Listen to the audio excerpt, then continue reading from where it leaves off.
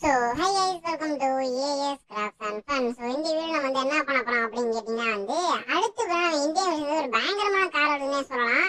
இவ்வளோ நாள் இப்போ நம்ம அந்த கார் மாடல் ஏற்கனவே இந்த இந்தியன் பேஷன் இருக்குது. ஆனால் அந்த மாடல் பார்த்தீங்கன்னா கொஞ்சம் எப்படி சொல்ல நல்லா இருக்காது. நம்மளே சொல்லிட்டு இருக்கோம் பார்த்தீங்கன்னா நல்லா இருந்த காரை பார்த்தீங்கன்னா அந்த கேம் மோசம் பண்ணாங்க அப்படின்ட்டு. ஸோ அது என்னமோ கேட்டுருச்சு போல. அதனால பார்த்தீங்கன்னா அந்த காரோட இன்னொரு மாடல் பார்த்தீங்கன்னா இந்தியன் பேஷன் விடுறாங்க. அது பார்த்தீங்கன்னா பார்க்கவே பயங்கரமா இருந்துச்சு. அந்த கார் என்ன அப்படின்றதான் இந்த வீடியோல பார்க்க போறோம். ஸோ வாங்க வீடியோக்குள்ள போகலாம்.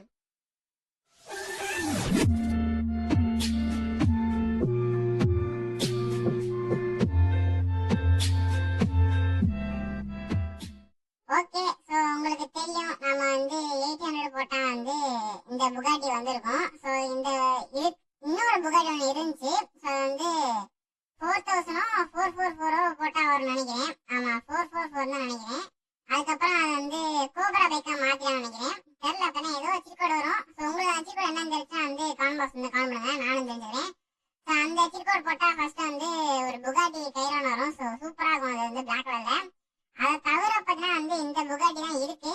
ஸோ இது எப்படி சொல்றது, புகாட்டி கார் யாருக்கு தெரியலையோ அவங்கள்ட்ட இந்த புகாட்டி காரை காமிச்சா நம்பிடுவாங்க. ஏன்னா அப்ப புகாட்டி கார் இப்படி இருக்காது. ஸோ அதனால என்ன பண்றாங்க அப்படின்னு கேட்டா இப்ப புதுசா வேற புகாட்டி டோர் பில்லியன் அப்படின்னு மாடல்லாம் கொண்டு வந்தாங்க. அந்த கார் மாடலாம் என்னன்னு தெரியல. ஆனா அந்த கார் மாடல் பார்க்கவே பயங்கரமா இருந்துச்சு. இதனோட ஆக்டிங் இங்க இருந்து ஆஸ்கர் லெவல்ல பாத்தீங்கன்னா ஆக்டிங் தராப்புல நம்ம தலைவர் இடிச்சது எங்க பறந்து விழுகுறான் எங்கிட்ட.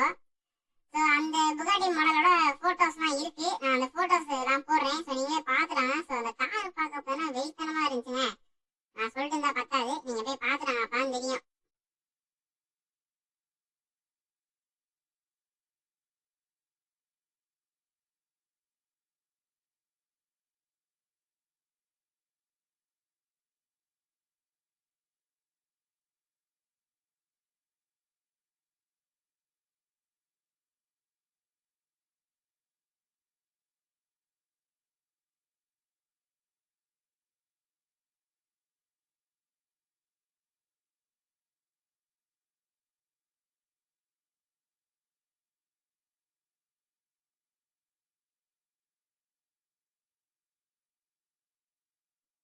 ஓகே, இப்போ நான் பாத்துட்டீங்களா?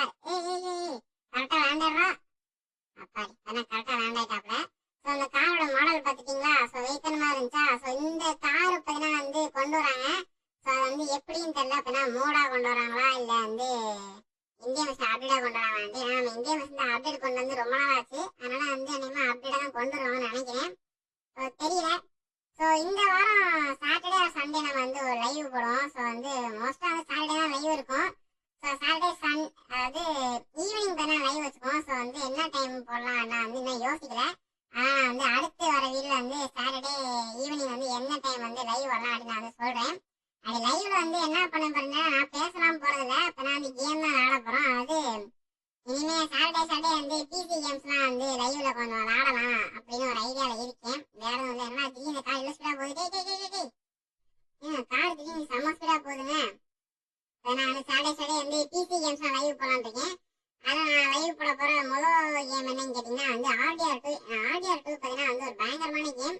அந்த கேம் பத்தி எல்லாருக்கும் தெரியணும்னால அது தெரிய வைக்கணும்ன்றதுக்காக அந்த கேம் முதல்ல போடுறேன். So Saturday live. ஆனால் டைமிங் என்னன்னு தெரியல. நான் டைமிங் கரெக்டாக கன்ஃபார்ம் பண்ணிட்டு உங்களுக்கு நான் கரெக்டாக அடுத்த வீடியோ போடுவேன். அதில் பார்த்தீங்கன்னா சொல்லிடுறேன். இல்லாட்டி கம்யூனிட்டியில் போஸ்ட் போடுவேன் அடுத்த டைம் என்ன அப்படின்ட்டு. சரியா?